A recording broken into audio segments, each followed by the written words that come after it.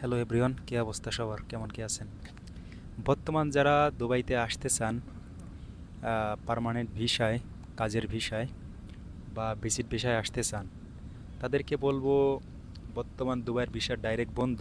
কারণ শুধু visit visa খোলা আছে, ভিজিট ভিসায় আসতে পারেন 3 মাসের জন্য।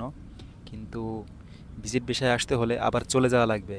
আগের একটা সিস্টেম ছিল, দুবাইতে ভিজিট ভিসায় আইসা ভিসা লাগানো যাইতো, ঠিক আছে? মনে করেন যে ভিসা ট্রান্সফার করা যেত, ট্রান্সফার সিস্টেমটা ছিল দুবাইতে। কিন্তু বর্তমান ভিজিটে আইসা আবার 3 মাস শেষ হওয়ার পরে চলে যাওয়া লাগবে ডাইরেক্ট।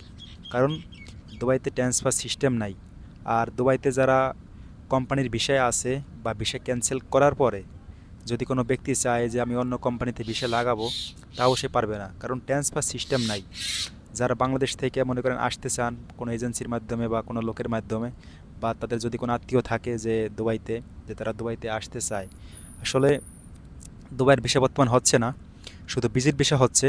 কারণ ভিজিট ভিসায় 3 মাস আইসা আবার চলে যাওয়া লাগবে। আর যদি ধরতে পারে ভিজিট ভিসায় এসে কোনো লোক কাজ করতেছে, তা তো আরও সমস্যা বেশি হবে। মনে করেন এটা দুবাইয়ের অবস্থা। আর যদি কোনো লোক বলে যে ভিসা হচ্ছে বা করে দিব, এটা মনে করেন সে বাটপার, এটা আসলে সে করতে পারবে না। দুবাইয়ের দুবাইয়ের রুলস, কারণ এটা অনেক কঠিন। এটা যারা আছে তারা জানে, ঠিক আছে? তা মনে করেন এটাই মানে সতর্কমূলক ভিডিও আর কি।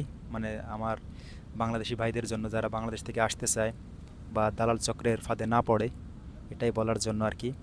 তা মনে করেন যে ভিডিওটা করলাম, তা দেখলাম সবাইকে জানাই দেই, এই আর কি। তো ভালো থাকবেন আশা করি।